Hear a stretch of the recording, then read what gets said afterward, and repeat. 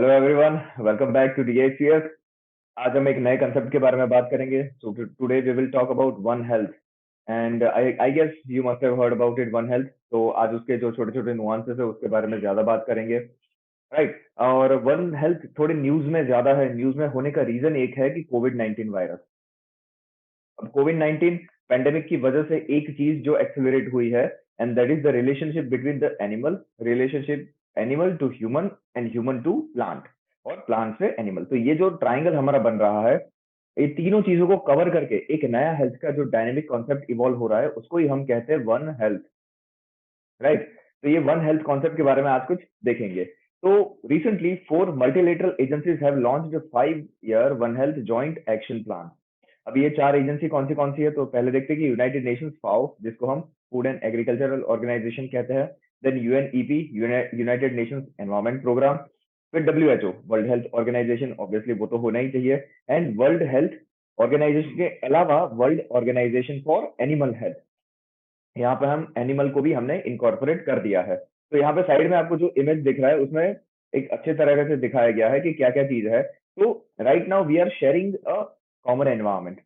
अब वो जो कॉमन एनवायरनमेंट कैसा है कि जहाँ पे एक वाइल्ड लाइफ रह रही है, जहाँ पे दूसरा कोई प्लांट उग रहा है, कहीं पे फिशरीज है, कहीं पे हमारे पास डोमेस्टिकेटेड कंपेनियंस है, और उसके साथ साथ कौन है उन सभी के कांटेक्ट में, तो human is in a centre और may be connected to every other aspect. तो ये इन सभी के अंदर जो भी बायोलॉजिकल चेंजेस आएंगे, वो सारे बायोलॉजिकल चेंजेस जो है वो एक दूसरे के ऊपर रेप्लिकेट हो सकते हैं, और मे भी एक दूसरे के ऊपर कास्केडिंग इफेक्ट भी डाल सकता है। अब उसमें जो कास्केडिंग इफेक्ट है वो दो तरीके से हो सकती है। एक, या तो वो नॉन कम्युनिकेबल डिसीज हो तो फिर हमें चिंता करने की जरूरत नहीं है, और दूसरा डिसीज क्या होता है, एक कम्युनिकेबल होता है। कम्युनिकेबल डिसीज कैसा होता है कि अगर एक जो रोग है वो शायद आपके घर में कोई टॉमी या पिल्ला वगैरह कुछ भी कुत्ता होगा, अगर उसको वो डिसीज हो गया तो वो आपको भी डिसीज हो सकता है। तो वो डॉग से आपके अंदर जो ट्रांसफर होता है उस प्रकार के डिसीज को कहते हैं कम्युनिकेबल, और दूसरा ऐसा होता है कि जो डॉग से सीधा ही ट्रांसफर हम में नहीं हो सकता, राइट, तो वो नॉन कम्युनिकेबल डिसीज है। तो इस प्रकार के दो डिसीज से हमें आगे जाके जो भी इवॉल्विंग बायोसाइंस है वो इसकी पूरी स्टडी करेगी, और इसका ही पूरा साइंस है। तो one health is nothing but it is kind of integrated approach, जहां पे हमने क्या यूनिफाई किया है, तो we have unify health of humans, health of animals, health of plants, and the whole shared ecosystem. So right now, what we have done, we have incorporated everything in our one approach. तो अभी एक one health, one nation one election, one nation one ration, one nation one tax, ऐसी सारी चीजें चलती रहती है। उसके साथ साथ ये भी एक वन हेल्थ करके जो कॉन्सेप्ट है वो नया इवॉल्व होके आ रहा है। नाउ ये क्या एक्चुअली सिग्निफाई कर रहा है, तो it signifies that everything is interconnected, nothing is separate. पहले अगर हम ऐसा सोच रहे थे कि एनिमल की हेल्थ जो है वो अलग बात है, प्लांट की हेल्थ है वो अलग बात है, और जो ह्यूमन हेल्थ है वो अलग बात है, बट अब नेक्स्ट ऐसा आएगा कि तीनों को लेके एक कॉमन डॉक्टर भी मिलेगा आपको। वेटरनरी वाले अलग कर रहे हैं, प्लांट वाले, बायोलॉजी वाले अलग कर रहे हैं, बॉटनी वाले अलग कर रहे हैं, जूलॉजी वाले अलग हो रहे हैं, ह्यूमन वाले, एंथ्रोपोजेनिक वाले अलग कर रहे हैं। बट अब ऐसा नहीं होगा। माइट पॉसिबल कि अब फ्यूचर में क्या हो जाएगा कि तीनों को मिक्स मिला के एक ही प्रकार का मेडिकल साइंस इवॉल्व होगा, और वहां से एक ही प्रकार की डॉक्टर की डिग्री बनेगी। ये जो डॉक्टर की डिग्री है वो सभी प्रकार के हेल्थ में काम आएगी, चाहे वो प्लांट की हेल्थ और ह्यूमन की हेल्थ है, एनिमल की हेल्थ और ह्यूमन की हेल्थ है, या human human in between health है। तो ये जो पूरा प्रोग्राम है वो मेजरली 6 की एरिया के ऊपर फोकस्ड है। अब 6 की एरिया कैसा कैसा है वो देखते हैं। तो सबसे पहला की एरिया ऐसा है कि जो एग्जिस्टिंग हमारी हेल्थ सिस्टम है उसका कैपेसिटी बिल्डिंग हमें करना है। तो जितने भी हमारे पास ऑलरेडी लैब है उसको हमें एडवांस करना है, जितने भी हमारे पास हॉस्पिटल्स है उसको एडवांस करना है, जितना भी हमारे पास ह्यूमन रिसोर्स है उसको हमें एडवांस करना है। सेकंड है कि emerging and re emerging zoonotic epidemics. अब यहाँ पे एक वर्ड आता है जूनोटिक। जूनोटिक वर्ड क्या सिग्निफाई कर रहा है, जूनोटिक वर्ड ऐसा सिग्निफाई कर रहा है कि something has been transferred from animal to human. जब वो एनिमल से ह्यूमन के अंदर ट्रांसफर होता है तब जाके उस प्रकार के सभी जो चीजें है उसको जूनोटिक कहते हैं। अगर कोई वायरस ट्रांसफर हो रहा है तो हम उसको जूनोटिक वायरस कहेंगे, अगर कोई डिसीज ट्रांसफर हो रहा है तो हम उसको जूनोटिक डिसीज कहेंगे। तो कोई ऐसे जूनोटिक डिसीज है जो नए नए एमर्ज होके आ रहे हैं, जैसे कि एचआईवी सबसे पहले एमर्ज होके आया था बंदरों में से, वो एक जूनोटिक है। फिर जो H5N1 अभी जिसके बारे में बात चल रही है, बर्ड फ्लू के बारे में बात चल रही है, वो भी कैसा है, जूनोटिक है। अब कोविड 19, वो भी कैसा है, जूनोटिक है। तो सबसे पहले कहाँ पे देखा गया हमें, बैट में देखा गया, फिर बैट से कहाँ पे ट्रांसफर हुआ, ह्यूमन में अंदर ट्रांसफर हुआ।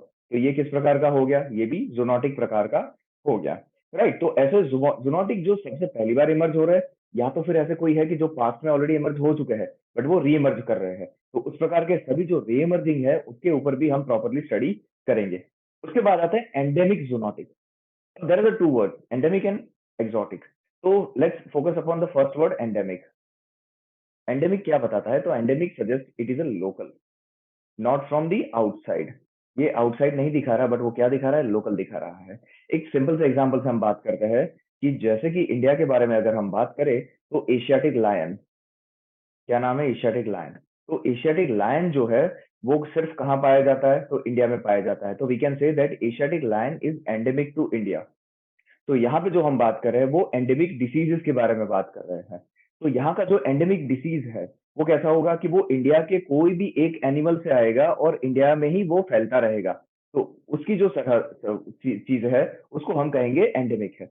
But on the other hand, अगर ये एशियाटिक लायन वाला जितना भी जो भी तकलीफ है या डिसीज है या तो फिर वायरसेस है, अगर वो ट्रांसफर होके जा रहा है पाकिस्तान के अंदर, तब जाके हम उसको क्या कहेंगे कि now it has become exotic, because वो वहां से बिलोंग नहीं कर रहा है।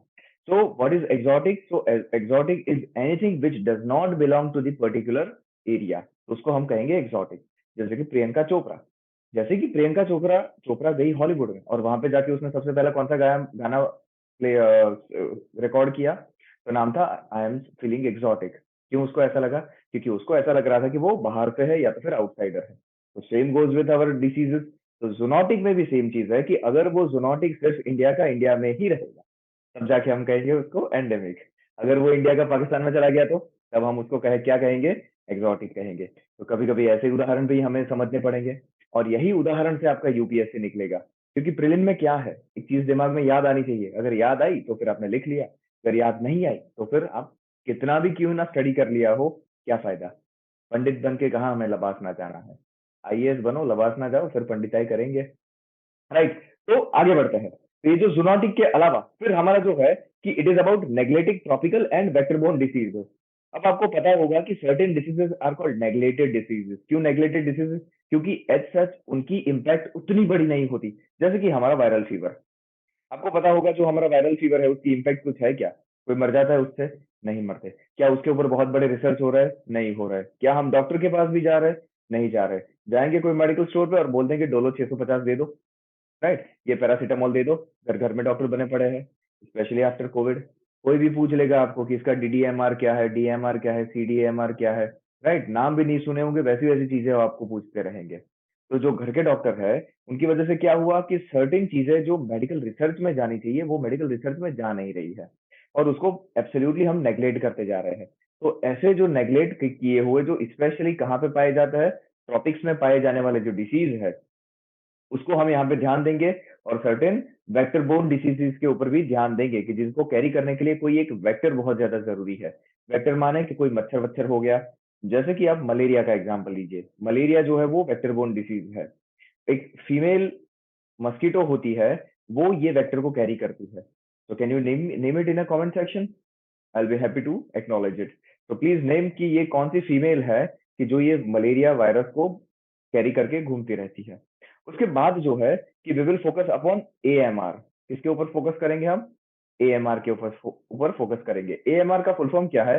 तो एंटी माइक्रोबियल रेजिस्टेंट। क्या है? Anti microbial resistance. ये इस प्रकार का रेजिस्टेंस क्रिएट करता है सर्टेन माइक्रोबीज में जो हमारे बॉडी के अंदर रहते हैं। हमारे बॉडी के अंदर कुछ कुछ खराब माइक्रोबीज जब उसके अंदर एंटर हो जाते हैं, तो हम क्या लेते हैं? दवाई लेते हैं, उसका नाम है एंटीबायोटिक। नाम सुना होगा आपको। एंटीबायोटिक हम लेते हैं, और जब एंटीबायोटिक हम लेते हैं तो वो सारे बैक्टीरिया जो अंदर है उसको मारना होता है, तो एंटीबायोटिक उसको मार देती है। बट कभी कभी हम होशियार होते हैं, हम खुद के डॉक्टर बन जाते हैं। तो कभी क्या करेंगे कि जैसे कि आज हमें कोई एंटी बैक्टीरिया की वजह से बुखार आया, हमने एक दवाई ली। फिर डॉक्टर ने ऐसा बोला है कि आपको 4 दिन दवाई लेनी पड़ेगी। अब 4 दिन दवाई लोगे तो उसका खर्चा होगा आपका 400 रुपए। तीसरे दिन क्या होगा कि वो बैक्टीरिया की जो एक्टिविटी है वो 80% रिड्यूस हो जाएगी या 90% रिड्यूस हो जाएगी। तो आप सडनली बेहतर फील करोगे। आपको ऐसा लगेगा कि हाँ, बुखार खत्म हो गया, इन्फेक्शन खत्म हो गया, एवरीथिंग इज गुड। बट आप क्या करोगे? 3 दिन ही दवाई लोगे, जो चौथे दिन की 100 रुपए की दवाई थी वो सारी आप बचा लोगे। आपको क्या लगेगा? भाई बहुत बढ़िया काम किया। 100 रुपए बचा लिए मैंने, डॉक्टर से अपन चालाक है, राइट? तो अपने ऐसा फील करेंगे। तो पर उसमें होता क्या है कि जो ये 20 या 10% जितने बैक्टीरिया जो बच गए हैं, उनके अंदर कुछ एक कैपेबिलिटी क्रिएट हो जाती है कि वो इस प्रकार के जो भी ड्रग आप डालोगे, उसके सामने वो रेजिस्टेंस दिखाएंगे। फिर जाके वो कभी भी इस प्रकार की दवाई से वो नहीं मरेंगे। आपको अगर उनको मारना हो, तो या तो इससे डबल डोज लेना पड़ेगा, या तो इससे इवॉल्व, या तो फिर एडवांस दवाई आपको लेनी पड़ेगी। वो ऑब्वियसली 100 रुपए से महंगी आएगी, वो आएगी अब 400-500 रुपए में, राइट? तो एक टाइम में आपको ऐसा लगेगा कि मैंने 100 रुपए बचा लिए, फिर आगे जाके आपको 500 रुपए इन्वेस्ट करने ही पड़ेंगे, या तो फिर स्पेंड करने ही पड़ेंगे। तो better to complete absolute course whatever doctor has prescribed, right? या तो फिर क्या कर सकते हैं कि ओवर द काउंटर सेल जो हमारा है उसको हमें रोकना पड़ेगा। क्योंकि आप कहीं भी मेडिकल में चले जाइए और बोल दीजिए कि हाँ मुझे ये बायोटिक दे दीजिए, एजिथ्रोमाइसिन दे दीजिए, सेफोडोक्सिन दे दीजिए, तो वो सारे आपको दे देंगे। क्यों? उनको भी बिजनेस से मतलब है, आपको भी आपके जो भी तबीयत है उससे मतलब होती है। तो इस प्रकार से जो भी चीजें चलती है, वो हमारे एएमआर को बढ़ाती रहती है। और लास्टली क्या है, तो that is food safety risk. हमारा जितना अल्टर्ड फूड आ रहा है, जितना डॉक्टर्ड फूड आ रहा है, दूध के अंदर पानी मिल रहा है, पानी के अंदर दूध मिल रहा है, घी के अंदर कुछ और मिल रहा है, वो सारी चीजें हमें हेल्थ में तकलीफ पहुंचाएगी। जब ये हेल्थ के अंदर तकलीफ पहुंचाएगी, तो फिर जाके आगे जाके वो एपिडेमिक में कन्वर्ट हो सकता है। किसमें? एपिडेमिक में कन्वर्ट हो सकता है। तो ये जो 6 पिलर है, these are the main focus of one health joint action plan for the next 5 years, right? अब यहाँ पे आपको जो दिखता है कि हमारा वन हेल्थ का पूरा प्रोग्राम है, वो किस हिसाब से एस्टेब्लिश हो रहा है, कि उसमें हम एनवायरमेंटल हेल्थ को लेंगे, इसके अंदर हम ह्यूमन हेल्थ को लेंगे और एनिमल हेल्थ को लेंगे, और तीनों का ये जो कन्फ्लुएंस पॉइंट है उसी को हम कहेंगे वन हेल्थ। तो आपको ये क्वेश्चन होगा कि ये वन हेल्थ को हमें स्टडी करने का जरूरत क्यों है, what are the reasons behind it, why we need to study it? तो स्टडी में ऐसा पाया गया है कि जितने भी अभी फिलहाल जितने भी हमारे वहाँ डिसीजेस जो फैलते रहते हैं, उसमें से 2/3 जो है वो जूनोटिक है। 2/3 कहाँ से आते हैं? तो वो एनिमल बेस्ड होते हैं, वो एनिमल या बर्ड से हमारे अंदर आते हैं। तो उस प्रकार के जो डिसीजेस है, उसको स्टडी करने की बहुत ज्यादा जरूरत है। समटाइम्स क्या होता है कि ह्यूमन से वो एनिमल में ट्रांसफर होते हैं, या एनिमल से ह्यूमन में ट्रांसफर होते हैं, राइट? तो इस प्रकार की जो इंटरलिंक है, और उसके बीच का जो हमारा ये जो थिन लाइन है, वो अभी एक्चुअली वेनिश हो गया है। हमारी सारी जो हेल्थ है वो इंटरकनेक्टेड हो गई है। स्पेशली आपको पता होगा कि सभी लोगों ने इतना ज्यादा एनिमल को डोमेस्टिकेटेड करना चालू किया है। कोई कुत्ते को रखते हैं, कोई बिल्लियों को रखेंगे, कोई कोई अभी तो इलीगली टर्टल वगैरह या फिर टॉर्टस वगैरह को भी रखते हैं। तो ये एक शेयर्ड एनवायरनमेंट जितना हम करेंगे, उतना ही हमारा जो हेल्थ है वो शेयर्ड रहेगा, राइट? और दूसरी जो कैटेगरी है, उसको कहा जाता है एंथ्रोपोजोनोटिक। क्या कहा जाएगा? एंथ्रोपोजोनोटिक। वो इस प्रकार के है कि जो स्पेशली ह्यूमन में ही पाए जाते हैं, कहीं पे भी एनिमल में पाए नहीं जाएंगे, बट वो ह्यूमन से अब धीरे धीरे एनिमल में ट्रांसफर होने चालू हो गए हैं। तो वो एनिमल के सामने इतना खतरा है, तो हमें उसको भी ध्यान देना पड़ेगा, राइट? तो फिर इसकी एक्चुअल सिग्निफिकेंस क्या है? तो ये जो सिग्निफिकेंस ऐसी है कि फिलहाल वाइल्ड लाइफ के अंदर कितने कितने वायरसेस घूम रहे हैं? क्या लगता है आपको? कितने वायरसेस घूम रहे हैं? It's nearly 2 million viruses are there. एक स्टडी के हिसाब से देयर आर, अगर एग्जैक्टली हम डेटा देखने जाए, तो 1.7 million viruses are circulating right now in the wildlife, which is potentially can transfer to human environment. तो हमें वो पूरी स्टडी करनी पड़ेगी ताकि हम ये सारी चीजें अवॉइड कर सके। जिसके अंदर एग्जाम्पल आपको पता होगा, अगर नहीं है तो नोट डाउन कर लीजिए, कि एक infamous Nipah virus, Ebola virus, SARS virus जिसका फुल फॉर्म है सीवियर एक्यूट रेस्पिरेटरी सिंड्रोम, फिर रेबीज जो है, और एवियन इन्फ्लुएंजा। रेबीज, रेबीज बहुत ही इनफेमस है। आपको पता होगा कि जिन बंदे को रेबीज होता है, वो अगर दूसरे के अंदर उनकी जो सलाइवा चली जाती है, या तो फिर कहीं और से बॉडी फ्लूइड चला जाता है, तो उससे भी रेबीज फैल सकता है। कोई कुत्ता है, उसके अंदर रेबीज है और वो आपको काट लेता है, तो उससे भी रेबीज हो सकता है। कोई ऐसा दोस्त है जिसको रेबीज हो गया, बट वो बिहेव कर रहा है कुत्ते की तरह, वो अगर आपसे काट लिया, उससे भी रेबीज हो सकता है। तो कुत्ते जैसे दोस्त और दोस्त बनाए हुए कुत्ते, दोनों से हमें ध्यान रखना है कि कहीं से वहां पे रेबीज ना हो जाए हमारे वहां, राइट? तो ये कॉन्सेप्ट जो हमारा मेजर है, वो कॉन्सेप्ट मेजर कहाँ से हाईलाइट में आया? तो हाईलाइट में आया आफ्टर द कोविड 19 पेंडेमिक। और कोविड 19 पेंडेमिक जैसे दूसरे पेंडेमिक ना हो, इसलिए इंडिया भी अभी फिलहाल लड़ रहा है। इंडिया ने भी क्या बोला? तो इंडिया ने भी वन हेल्थ विजन अपना डिक्लेयर किया है, और ये जो वन हेल्थ विजन है, it will be in the help with UNICEF and World Bank. So World Bank and UNICEF will give some kind of help to India. It can be monetary help, it can be input help, it can be information help, or maybe human resources help. इस प्रकार की सारी जो help है उसको वो help को हमें देंगे और वन वर्ल्ड वन हेल्थ इस प्रकार का एक गोल जो है वो हमें अचीव करना है। उसमें मेजरली कौन कौन कोलैबोरेट करेंगे? तो एक तो आईसीएमआर कोलैबोरेट करेगा जो है Indian council of medical research, जो हमारा मेन मेडिकल रिसर्च का विंग है। दूसरा आईसीएआर करेगा जो प्लांट बेस्ड जितना एग्रीकल्चर बेस्ड जितना रिसर्च है वो हैंडल करता है। तो ये दोनों जो है वो मिलके कोलैबोरेट करके एक वन हेल्थ का पूरा हमारा अप्रोच कोऑर्डिनेट करेंगे। तो ऐसा ही एक सेंटर हम नागपुर में बना रहे हैं। तो it is a centre for one health. ये एक प्रकार का एक्सेलेंस सेंटर बनेगा जिसके लिए फंड रिलीज हो चुके हैं। तो ये जो सेंटर होगा वहां पे यही एक्सक्लूसिव स्टडी चलती रहेगी, राइट। और ये जो एक्सक्लूसिव स्टडी है उसके अंदर दूसरे कौन हेल्प करेंगे? तो जो हमारा department of animal husbandry and dairying है वो भी हेल्प करेगा। और ये जो पूरा जो खर्चा है वो किस हिसाब से शेयर होगा? 60-40 के हिसाब से होगा। नॉर्मली सेंटर स्पेंड करेगा 60% और स्टेट स्पेंड करेंगे 40%। But if they are north eastern state और जो हिमालयन स्टेट है तो उसके लिए वो हो जाएगा 90-10। और यूनियन टेरिटरी के लिए तो आपको पता ही होगा कि वो 100% किसका स्पेंड होगा? सेंटर का स्पेंड होगा। और इसके लिए हमने एक national expert group on one health बना के रखा है।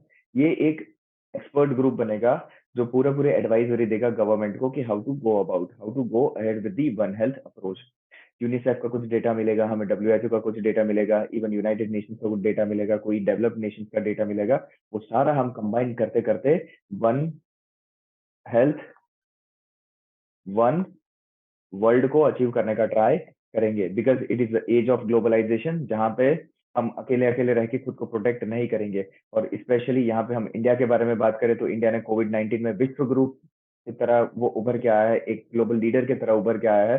तो वहां पे ये चीज में भी बीइंग अ फार्मा वर्ल्ड और being a pharma capital of this world, हमें ये तो इंश्योर करना ही पड़ेगा कि जो दूसरों की हेल्थ है उसका भी हम लीडरशिप ले। तब जाके हम नेक्स्ट सुपर पावर बन के आएंगे। Not just in economic term, not just in defence term, but we will be super power in terms of holistic approach, right. Thank you very much. I hope आपको ये video पसंद आया होगा, right. Thank you very much for listening us and see you next time. Take care.